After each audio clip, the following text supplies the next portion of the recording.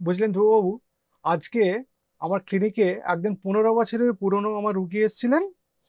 তার ছেলের ডায়াবেটিস ধরা পড়েছে, কিন্তু ভদ্রলোকের ডায়াবেটিস নেই বা ওনার ওয়াইফেরও ডায়াবেটিস নেই, কিন্তু ছেলের ডায়াবেটিস এসছে। তো উনি আজকে আমাকে বলে গেছেন যে ডায়াবেটিস নিয়ে একটা ছোট্ট করে ভিডিও বানান ডাক্তারবাবু, ছেলেকে দেখাবো। আপনার তো অনেক ভিডিও দেখি আমরা। তো আজকে ডায়াবেটিস নিয়ে কিছু বলি, অল্প কিছু কথায়। আজকে ক্লিনিক শেষ হয়ে গেল। যেটা ডায়াবেটিস একটা তো ক্রনিক অসুখ, সেটা আমরা জানি যে ক্রনিক অসুখ, এবং এই অসুখের চিকিৎসা চলতে থাকে অনেক দিন ধরে। ডায়াবেটিস, এই যে ছেলের ডায়াবেটিস হলো, ছেলের 40 বছর বয়সে, এটা কিন্তু টাইপ 1 ডায়াবেটিস নয়, এটা টাইপ 2 ডায়াবেটিস। টাইপ 1 ডায়াবেটিস হচ্ছে যেগুলো ইমিউনোলজিক্যাল ডিস্ট্রাকশন হয় প্যানক্রিয়াটিক বিটা সেলসের। আর এই টাইপ 2 ডায়াবেটিসটা কিছুটা জেনেটিক কানেকশন, আর বেশিরভাগটাই আমাদের জীবনশৈলীর কিছু পরিবর্তন হওয়ার জন্য হয় আর কি। ওজন বেড়ে যাওয়া, বাইরের খাবার, জাঙ্ক ফুড, ফ্রাইড আইটেমস খাওয়া, রাত্রে কম ঘুমানো, অ্যালকোহল, মদ্যপান, এগুলো থেকে হয়। এবং লাইফস্টাইল ঠিক না করলে ডায়াবেটিস ঠিক হয় না। তো ডায়াবেটিসের আবার যদি টাইপ বলতে হয়, টাইপ 1, টাইপ 2, আবার টাইপ 3C অবধি আছে, সেগুলো প্যানক্রিয়াসের ডিস্ট্রাকশন হয়ে হয়। সেটা নিয়ে আর একদিন আলোচনা করব। জেস্টেশনাল ডায়াবেটিস আছে, প্রেগনেন্সিতে ডিটেক্টেড হয়, যখন প্রেগনেন্সি থাকে তার 22 থেকে 28 সপ্তাহের মধ্যে। আবার maturity onset diabetes of young আছে, মোডি, মোনোজেনিক ডায়াবেটিস আছে, যেগুলো জেনেটিক। মানে অনেক অনেক ডায়াবেটিসের অনেক অনেক প্রকারভেদ আছে। এবার ডায়াবেটিসের যদি লক্ষণ বলতে হয়, ডায়াবেটিসের আমাদের ক্লাসিক্যাল লক্ষণ 4টে। একটা হচ্ছে পলিডিপসিয়া, বেশি করে জল তেষ্টা পাওয়া; পলিফেজিয়া, বেশি করে খেতে ইচ্ছা করা; পলি ইউরিয়া, বারবার মূত্রত্যাগ; আর ওয়েট লস। এই 4টে হচ্ছে ক্লাসিক্যাল সিমটম। এর বাইরে কি কোনো সিমটম নেই? হ্যাঁ, অনেক সিমটম আছে। চোখ ঝাপসা হয়ে যায়, স্কিনে কোনো ইনফেকশন হলে শুকোতে চায় না, ইউরিনারি ট্র্যাক্ট ইনফেকশন। ডায়াবেটিস হয়েছে, অনেকে আসেন আমাদের কাছে, ডায়াবেটিস ডিটেক্টেড হয়েছে কারণ তিনি ডায়াবেটিস পরীক্ষা করেছেন ইউরিনে ইনফেকশন হওয়ার জন্য, বা ইউরিনের জায়গাটা ইনফেকশন হওয়ার জন্য, মানে জেনিটেলিয়াতে ইনফেকশন হওয়ার জন্য। সুতরাং তার অনেক রকম সিমটম। সুতরাং একটা সিমটম দিয়ে ডায়াবেটিস আপনি এক্সপ্লেন করতে পারবেন না। তবে আমাদের দেশে যে রুগীরা আমাদের কাছে আসেন, তাদের বেশিরভাগ লোকের কোনো সিমটম থাকে না। রুটিনলি বছরে একবার করে টেস্ট করতে যাই, প্রিভেন্টিভ হেলথ চেকআপস, বা কোনো কোম্পানিতে চাকরি করেন, সেখানে বলেছে যে যান গিয়ে এই টেস্টগুলো করে নিয়ে আসুন, তো দেখলেন ডায়াবেটিস ডিটেক্টেড হয়েছে, তখন আমাদের কাছে আসেন।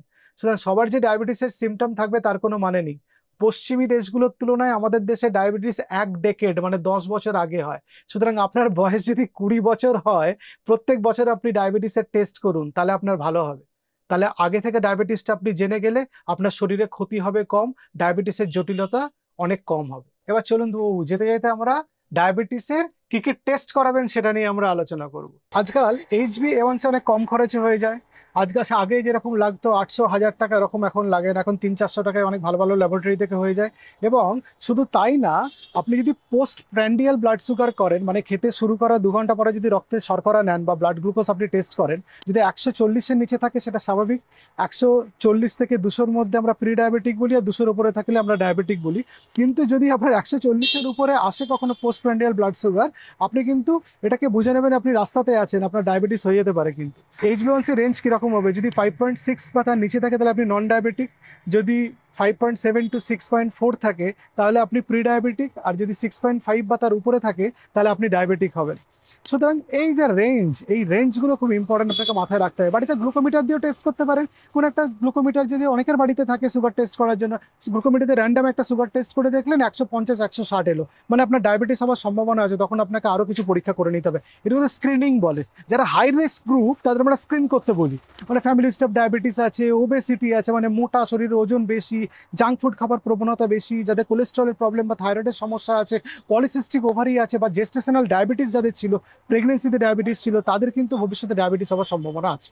সুতরাং এই জিনিসগুলো মাথায় রাখতে হবে। তাহলে এই গ্রুপগুলোতে আমাদের টেস্ট করে মাঝে মাঝে দেখে নিতে হবে ডায়াবেটিস আছে কিনা। এবার আপনার ডায়াবেটিস ডিটেক্টেড হয়ে গেল। এবার আপনার কি করতে হবে? ডায়াবেটিস আপনার ডিটেক্টেড হয়ে গেল, তখন প্রথমেই যেটা করতে হবে, ডাক্তারবাবুর কাছে যাওয়ার আগে আপনার জীবনশৈলীর পরিবর্তন করতে হবে। জীবনশৈলীর পরিবর্তন আপনি কিভাবে করবেন? জীবনশৈলীর পরিবর্তন করতে গেলে আপনাকে প্রথমেই ডায়েটের দিকে নজর দিতে হবে। এমন খাবার দাবারগুলো জীবন থেকে বাদ দিতে হবে যেগুলো আপনার জীবনে এই ক্ষতিটা করে দিয়েছে। সেই খাবারগুলো যেমন জাঙ্ক ফুড, ফ্রাইড ফুড, বাইরের খাবার, চিনি জাতীয় জিনিস, মিষ্টি জাতীয় জিনিস, রিফাইন কার্বোহাইড্রেট যেমন নুডল, পেস্ট্রিজ, পাস্তা, পিৎজা, এইসব জিনিসগুলো আপনাকে বাদ দিতে হবে। বেশি করে হাই ফাইবার খাবার খেতে হবে। হাই ফাইবার মানে কি, শাকসবজি, ফলমূল, বাদাম, বীজ এগুলো খেতে হবে। আপনাকে হোল গ্রেন খেতে হবে। হোল গ্রেন মানে কি, মানে লাল চাল খেতে হবে, ব্রাউন রাইস যেটা পলিশড রাইস আপনাকে বর্জন করতে হবে বা কম খেলে ভালো। আপনাকে কিনোয়া খেতে হতে পারে, তার মধ্যে ফাইবার বেশি আছে। আপনাকে ডালিয়া খেতে বলছি, আমরা ওটস খেতে বলছি। এই জিনিসগুলো আপনাকে বেশি বেশি করে খেতে হবে। শুধু তাই না, আপনাকে ওই অ্যালকোহল, স্মোকিং এগুলো থেকেও দূরে থাকতে হবে, এবং প্রচুর প্রচুর পরিমাণে আগে যেরকম খেতেন সেই খাবারগুলো কমিয়ে ফেলতে হবে। প্রচুর খেলে হবে না, আপনাকে খুব কম পরিমাণে খাবার খেতে হবে। যেটুকু খাবার খেলে আপনার ওজন নিয়ন্ত্রণ হবে, আপনার ডায়াবেটিস কন্ট্রোলে থাকবে। আমি ডায়াবেটিস যখন ডিটেক্টেড হয় না, পেশেন্টদের 4টে লাইনে ছড়ার মতো করে বলি: চিনি, গুড়, মিষ্টি, মধু খাবেন না, মাটির নিচের শাকসবজি খাবেন না, দুপুরে ভাত খাবেন, রাত্রে রুটি খাবেন, ফলের মধ্যে পেয়ারা, শশা খাবেন, কখনো কখনো পেঁপে খাবেন, আম, কাঁঠাল, লিচু, কলা, এই ফলগুলোতে সুগার খুব বেড়ে যায় বলে এগুলো আমি কম খেতে বলি। তার মানে এগুলো সারা জীবনে খাবেন না সেরকম না, মাঝে মাঝে খাবেন, ওই বুঝে শুনে খাবেন আর কি। আর একটা খুব ইম্পর্টেন্ট আপনার জীবনশৈলীর পরিবর্তনের মধ্যে পড়ে, সেটা হচ্ছে আপনার এক্সারসাইজ। আপনাকে, যেটা আমেরিকান ডায়াবেটিক অ্যাসোসিয়েশন বলেছে, আপনাকে হাঁটতে বলেছে। ওই যে ডায়াবেটিস ধরা পড়লে প্রত্যেক দিন 30 মিনিট করে হাঁটতে বলেছে। এই 30 মিনিট করে হাঁটাটা কিন্তু খুব জরুরি, সপ্তাহে 5 দিন। এবং তার সঙ্গে রেজিস্ট্যান্ট এক্সারসাইজ করতে বলেছে, রাবার ব্যান্ড নিয়ে হোক, পিলাটিস হোক বা ওয়েটস নিয়ে হোক, এগুলো খুব ইম্পর্টেন্ট। এগুলো নিয়ে এক্সারসাইজ করলে আপনার ডায়াবেটিস কন্ট্রোল হবে, ইনসুলিন রেজিস্ট্যান্স কমবে। আর খুব ভালো করে ঘুমাতে বলেছে, মানে এই 4 ঘন্টা 3 ঘন্টা করে ঘুমিয়ে জীবন কাটালে হবে না, 7 থেকে 8 ঘন্টা ঘুমাতে হবে। স্ট্রেস কমানোর জন্য যোগা, মেডিটেশন এগুলো করতে বলেছে। হবি নার্চার করতে বলেছে। শুধু তাই না, আপনাকে ডায়াবেটিসটা কমাতে গেলে আপনাকে নেশা থেকে দূরে থাকতে হবে। পার্টি হচ্ছে আর গিয়ে গিয়ে অনেক অনেক মদ খেয়ে নিচ্ছেন করলে হবে না, অ্যালকোহল বন্ধ করতে হবে। আর ডায়াবেটিস যাদের হয় তাদের কোলেস্টেরল, উচ্চ রক্তচাপ, থাইরয়েডের সমস্যা এগুলো হওয়ার সম্ভাবনা বেশি থাকে। তো তো তাদের আমি বলি যে এইগুলো থেকে দূরে থাকার জন্য বা বাঁচার জন্য মাঝে মাঝে পরীক্ষা করা দরকার।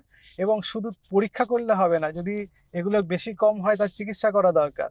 অনেকের ডায়াবেটিস আছে, ডায়াবেটিসের ওষুধ খাচ্ছেন বা তার সঙ্গে উচ্চ রক্তচাপ হলো, তখন তিনি কি করেন, উচ্চ রক্তচাপের ওষুধটা খাচ্ছেন না, ডায়াবেটিসের ওষুধটা খাচ্ছেন, তাহলে তো আপনার হার্ট নষ্ট হয়ে যাবে। ডায়াবেটিস থেকে এমনি হার্টের ক্ষতি হয়। ফলে আপনাকে একটা হলিস্টিক অ্যাপ্রোচ করতে হবে। ডায়াবেটিস একটা ক্রনিক অসুখ। এই অসুখ থেকে আপনাকে বাঁচার জন্য লাইফস্টাইল মডিফাই করতে হবে, তার সঙ্গে আপনাকে ডাক্তারবাবুর পরামর্শ মেনে চলতে হবে। ডাক্তারবাবুর কাছে গেলে ডাক্তারবাবু যে ওষুধগুলো খেতে বলেছেন সেগুলো খেতে হবে, 2 দিন খেয়ে বন্ধ করে দিলে হবে না।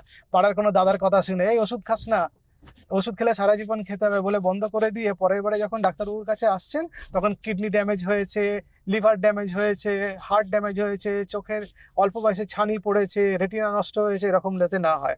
আর ডায়াবেটিস ডিটেকশনের পরে আমি বলি বছরে একবার করে চোখের ডাক্তারের কাছে গিয়ে রেটিনা চেক আপ করিয়ে আসতে। আর ডাক্তারবাবু যে ফলো আপগুলোর জন্য বলবেন যে 3 মাস পরে বা 2 মাস পরে টেস্টগুলো করে আসুন, তখন তো গিয়ে সে টেস্টগুলো দেখাবেন, ওষুধের চেঞ্জ হলে সেগুলো করতে হবে।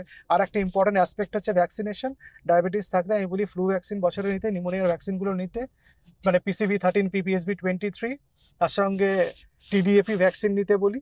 আর এখন তো 50 বছরের ওপরে সবার ওই হারপিস জস্টার ভ্যাকসিনেশন এখন নেওয়াটা উচিত, সেটা আপনারা নেবেন। তো মোটামুটি একটা ডায়াবেটিস নিয়ে চলার পথে একটা আলোচনা করলাম। আবার এরকম পরে ভিডিও বানাবো। ধ্রুববাবু আমাকে ভিডিও বানাতে খুব হেল্প করেন, খুব ভালো মানুষ একজন। ধ্রুববাবুর সঙ্গে এই ভিডিওটা বানালাম। আপনারা ভালো থাকবেন, নমস্কার।